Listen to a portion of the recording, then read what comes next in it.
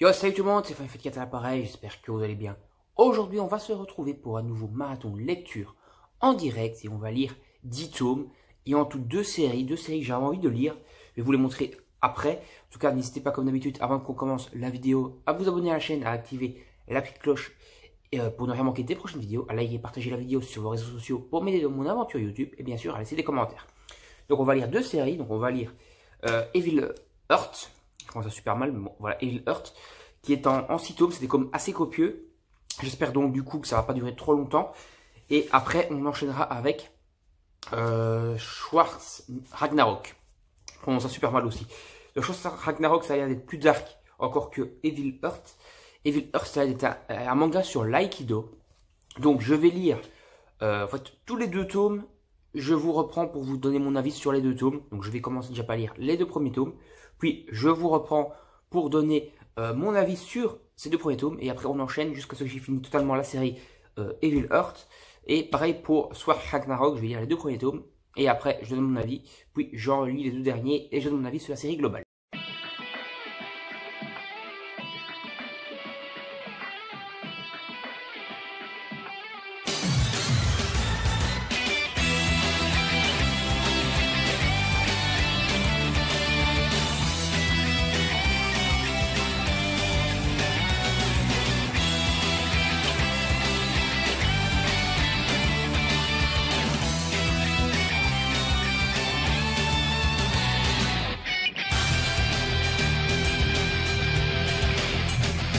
Allez, trêve de blabla, on va commencer directement la lecture de Evil Heart avec déjà une jolie page couleur ici. Ça avance plutôt pas mal.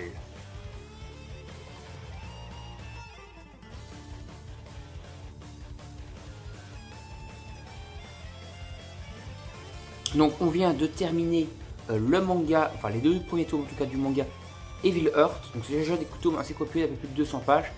C'est plutôt stylé. Donc ça va être un mélange en fait donc entre Aikido mais pas que, puisqu'il va aussi avoir un côté slice of life assez sombre, puisqu'on va suivre la vie de Ume. Ume donc qui est un jeune enfant de 12 ans mais qui a eu pas mal de bails sombres dans sa famille. Donc je vais pas vous spoiler non plus le manga parce que franchement après ces deux premiers tomes, je trouve que le dessin, le scénario et tout est excellent. Et donc en réalité donc Ume est donc un enfant de 12 ans à problème et il va régler en fait ses problèmes par la violence. Et l'aïkido, il va tomber sur un sensei d'aïkido qui va donc le prendre sous son aile pour l'entraîner dans la voie de l'aïkido et essayer un peu de le canaliser, toute sa colère, etc. De plus, il y a également un objectif que Ume veut atteindre. On va voir s'il va l'atteindre. C'est un objectif un peu à la Sasuke de Naruto. Voilà, ceux qui connaissent, ils ont eu la référence. Mais je ne vais pas vous spoiler davantage. En tout cas, c'est assez sombre. Les personnages sont assez hauts en couleur et assez intéressants. Mais on va directement continuer avec le tome 3 et 4 qui sont encore plus copieux. Et on va donc enchaîner la lecture de Evil Heart. Donc le tome 3, comme vous voyez, doit faire 300 pages, voire plus celui-là que 300 pages. Donc on y va directement. Allez, c'est parti.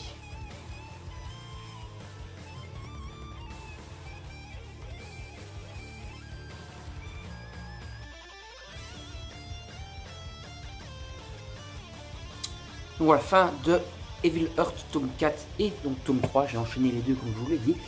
Alors c'est très intéressant dans ce tome 3, donc on va continuer un peu les bails. Donc après les événements, on va dire qu'il y a eu dans le tome 2, sans vous spoiler, Ume a été un peu renvoyé de l'école, mais il continue, il a été renvoyé de l'école pour une semaine, mais il continue toujours à s'entraîner, enfin essayer de s'entraîner pour l'aïkido, même si le prof est un petit peu aussi rétrécissant après ce qui s'est passé donc, dans les événements du tome précédent. Donc le prof en fait il s'appelle Daniel, c'est un Canadien d'origine mais qui vit au Japon. Et d'ailleurs on va en apprendre beaucoup plus dans ce tome 4 sur les origines de Daniel, sur son background, sur son passé, etc. C'est un personnage aussi haut en couleur, aussi très intéressant. Donc ce prof, c'est donc un prof de l'école normale, mais en plus il a une salle d'aïkido parce qu'il a été formé par un sensei en aïkido qui est très puissant et très réputé. Et donc il a créé une salle d'aïkido à part, mais en plus il a demandé l'autorisation de créer un club d'aïkido dans l'école, parce qu'il n'avait pas à la base. Et il a donc pris Ume sous son aile dans le club d'aïkido, alors qu'il y a juste Ume comme élève. Finalement il y a une autre élève qui vient les aider et les épauler. Et dans le tome 3, on a également un tournoi. Alors c'est pas un tournoi à la Dragon Ball, c'est un tournoi d'exhibition.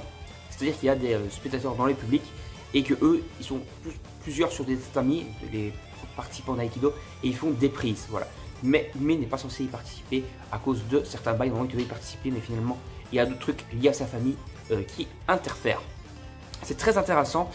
Et encore une fois, on a aussi pas mal de côtés sombres, on a des mini-arcs qui s'intercalent par-ci par-là, avec parfois des harceleurs qui essayent d'harceler des jeunes filles, etc., des violeurs et tout, et donc ils doivent utiliser l'aïkido pour sauver, entre guillemets, leurs amis. C'est très intéressant, c'est très cool, parce que l'aïkido, comme ils expliquent dedans, c'est un truc qui ne sert pas à se battre, mais à se défendre dans une certaine mesure, et donc il n'y a pas de combat en aïkido, ça sert juste à se défendre, à bloquer l'adversaire, etc., mais c'est pas fait pour attaquer.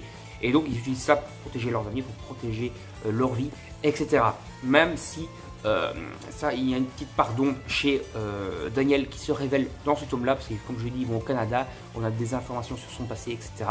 Et on a d'autres bails, des petits arcs, un petit arc intercorporé, assez sombre, assez dark encore une fois, qui est très intéressant, et donc c'est franchement un excellent manga. Maintenant on va passer au tome 5 et 6, et après on lira Sword Ragnarok.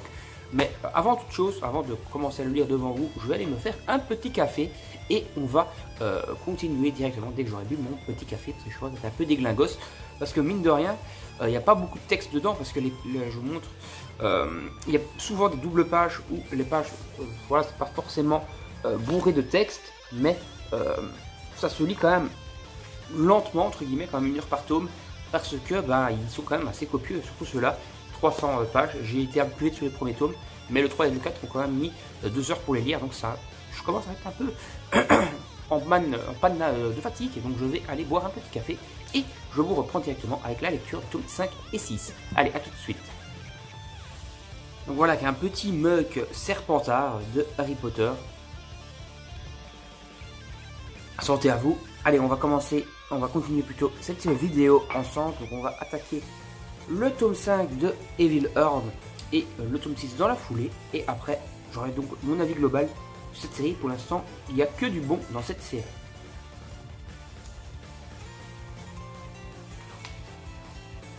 Dernière partie, la première partie de la dernière partie. Voilà, en gros là c'est le résumé, on s'en fout, on passe à la lecture.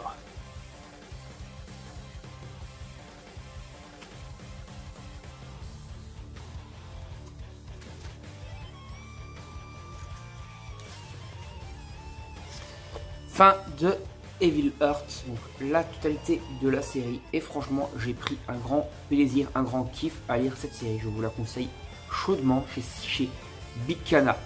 Donc dans les 2 derniers tomes, on va avoir, donc on a eu la fin de l'arc précédent dans le tome 4, qui était sur le passé du professeur d'Aïkido, donc Daniel, également professeur dans leur lycée, enfin dans le collège plutôt, où est Ume, ou Umeo, c'est son nom complet, Ume c'est son surnom. Et donc, on va avoir plusieurs bails intéressants. On va avoir également des complétions, je sais pas comment ça se prononce, mais on va dire des trucs qui vont se boucler, qui vont se goupiller, parce que il y avait des petites histoires d'amour aussi qui étaient occupées un peu à se dessiner dans le manga. Donc c'est un peu comme la plupart des shonen classiques, on va dire, hein. Même si pour moi là c'est plus un shonen. Donc il y avait des petites histoires d'amour qui se goupillaient, et donc ces histoires d'amour prennent conclusion dans l'épilogue du manga. Donc ça c'est intéressant également à signaler, parce qu'il y a un épilogue un peu comme il y a dans beaucoup de mangas, avec une ellipse de plusieurs années, etc. Et on voit du coup l'évolution des personnages après cette ellipse. Alors ici on va avoir 2 trucs intéressants dans cette dernière partie. Donc ça va beaucoup s'intéresser à la relation familiale de Ume.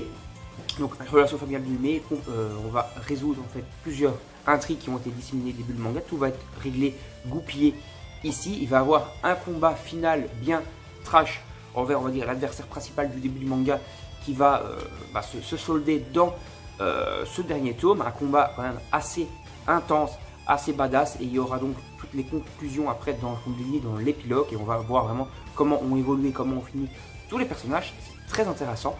Et en plus il y a en parallèle donc de la complétion, enfin de la fin de l'arc sur la famille de Ume, on a le début de l'entraînement de Ume pour pouvoir passer son examen, pour pouvoir monter en grade dans l'aïkido. C'est un peu comme dans le judo. Dans le judo, ils ont des ceintures, etc., des dan et tout. Ici, ils ont, je ne sais plus exactement c'est quoi le terme, donc il y a un terme particulier pour les montées de niveau de l'aïkido, plus les dan également. Et Et donc il va pouvoir monter vraiment au premier niveau. Parce que là il est apprenti, donc il doit s'entraîner pour passer son examen, pour passer au premier niveau d'apprentissage de l'aïkido. Plus donc toutes les révélations et les conclusions sur sa famille qui se goupille ici. Et donc on a une bonne conclusion au manga qui est très cool et très intéressant. Et comme je vous ai dit, le dernier chapitre est donc une ellipse de plusieurs années qui va donc permettre de terminer complètement le manga et de voir comment les personnages ont évolué, quels étaient leurs avenirs, etc. C'est un très bon manga, franchement je vous le recommande chaudement. Le dessin est excellent, que ce soit sur les jaquettes ou là-dedans. Je ne vais pas spoiler les gens, mais je vous montre encore juste un petit extrait ici. Regardez, le dessin est quand même magnifique, je trouve. Il y a encore une fois, comme la plupart des mangas que je lis pour l'instant, une très bonne gestion du blanc et du noir. Et je vous invite à découvrir ce manga que j'ai vraiment surkiffé. Maintenant, on va passer à la lecture des deux premiers tomes déjà de Sword Ragnarok.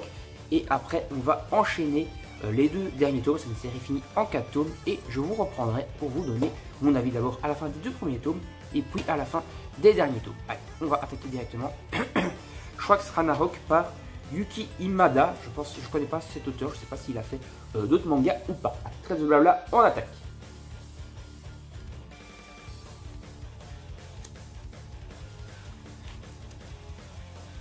Magnifique. J'aime bien les doubles pages comme ça, qui sont introduction de chapitre, c'est magnifique.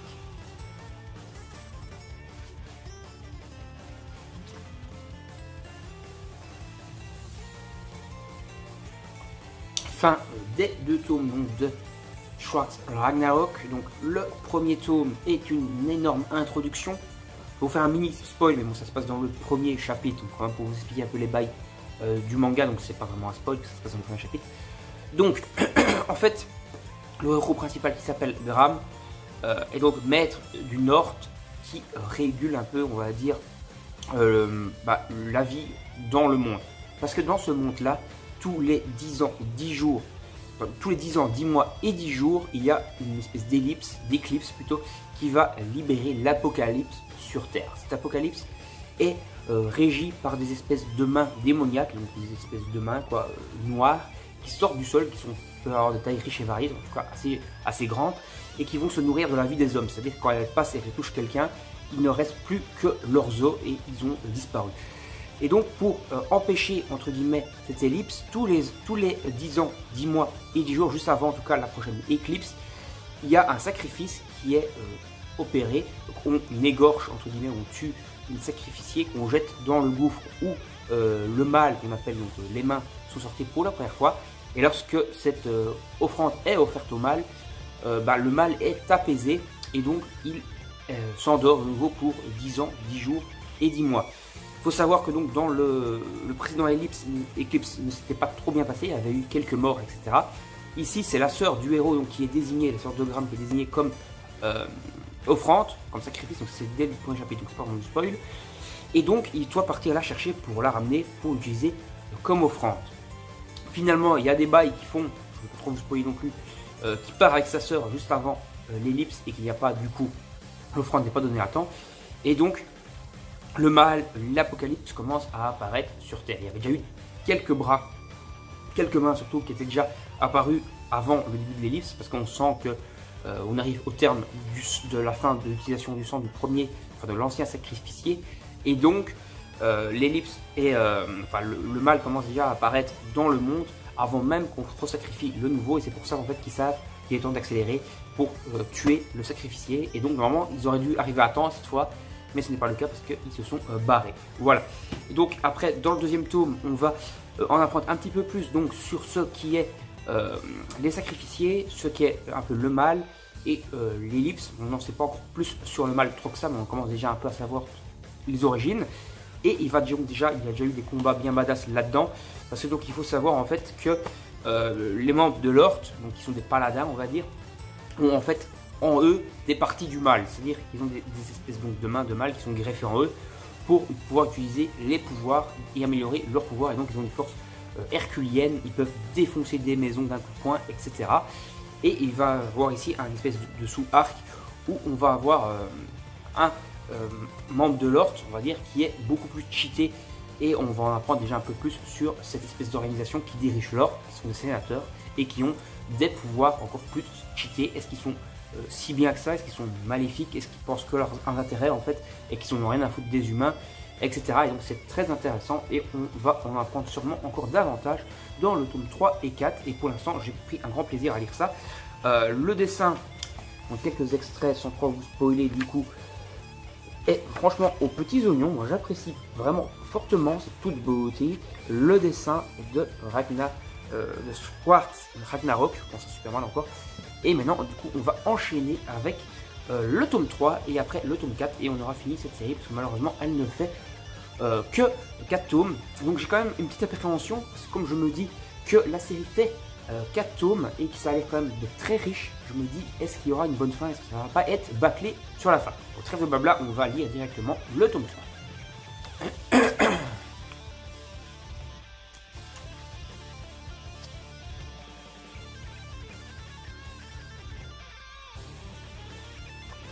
Fin de Schwartz Ragnarok. Donc tome 3, on va enchaîner, continuer l'histoire, on va voir une espèce d'organisation, on va dire, anti-gouvernementale, des espèces de terroristes en tout cas, qui sont là pour lutter contre le gouvernement. Le gouvernement, je vous rappelle, c'est les sénateurs et compagnie. Donc on va savoir peut-être qu'en fait, ils sont pas vraiment, en tout cas, ce membre de terroristes, n'est pas très friand des sacrifices, etc. Et donc ils vont lutter contre le gouvernement. Graham et sa sœur vont donc aller, après s'être enfouis, se rallier à cette organisation. Et donc il va y avoir des débuts de combats, de rébellion contre l'Empire, les paladins, les sénateurs, etc. Surtout très présents dans ce tome 3. Plus des alliances et des combats assez intéressants encore dans ce 3e volume. Dans le 4e volume qui est donc la conclusion de la série, on va avoir encore des combats contre l'ordre des sénateurs qui sera assez intense, assez poussé. On aura des combats vraiment très puissants, limite à s'envoyer des buildings au coin de la gueule tellement c'est balèze. Ils ont des forces herculéennes comme je vous l'ai dit, capables de détruire un building d'un coup de poing. Ils ont en plus des pouvoirs qui sont liés donc à l'utilisation de mains et donc du mal dans leur corps, donc qui leur permettent d'utiliser des techniques hyper méga cheatées et donc assez puissantes. C'est franchement très cool, très intense. Les combats sont vraiment très badass et très dynamiques dans ce manga. Après, comme je vous le disais, la fin est en queue de poisson. Donc il y a une fin, mais c'est une fin assez ouverte. Parce que déjà, on n'a pas tout goupillé, je trouve, à la fin du manga. Et surtout, il y a encore un gros adversaire qui est encore vivant. Bon, on sait qu'ils vont aller le combattre certainement, mais il est encore vivant et c'est un peu lui qui est à l'origine de tout le bordel. Et pourtant, il est toujours vivant, donc c'est quand même un peu con et ça finit un peu de bête. Même si le manga est très sympa, très intéressant, avec un très bon dessin, une très bonne background. On va d'ailleurs en apprendre énormément sur la création du mal, sur comment a été créé le mal pour la première fois, qu'est-ce que c'est le mal, pourquoi il y a ça, pourquoi tous les 10 ans, 10 mois et 10 jours il réapparaît, pourquoi en utilisant un élixir on peut l'apaiser, enfin un sacrifice on peut l'apaiser, qu'est-ce que ce sont vraiment les sacrifices, comment sont créés les sacrifices, est-ce que c'est vraiment désigné au hasard ou est-ce que n'importe qui pourrait faire l'affaire, etc. Tout ça on va l'apprendre, tout ça va être goupillé, c'est très intéressant. On aura également une utilisation de la légende de Romulus et Remus, donc les créateurs de Rome dedans. Franchement c'est très riche, c'est vraiment très bien travaillé, c'est un excellent manga. Je vous invite quand même à le découvrir, comme c'est le cas pour Evil Laser, je vous invite également à le découvrir. Faites une préférence pour Evil Laser parce que la fin est mieux goupillée, alors qu'ici la fin est très ouverte et ça aurait mérité un tome de plus pour tout bien conclure. Donc on va s'arrêter là pour cette vidéo, j'espère qu'elle vous aura plu. N'hésitez pas à liker, partager la vidéo sur vos réseaux sociaux pour me dire mon aventure YouTube, à vous abonner à la chaîne, à activer la petite cloche pour ne rien manquer des prochaines vidéos, à donner vos avis dans les commentaires et je vous dis salut, à la prochaine, bye bye tout le monde. Et vous trouvez également mon Instagram dans la description si vous le souhaitez. Bye bye.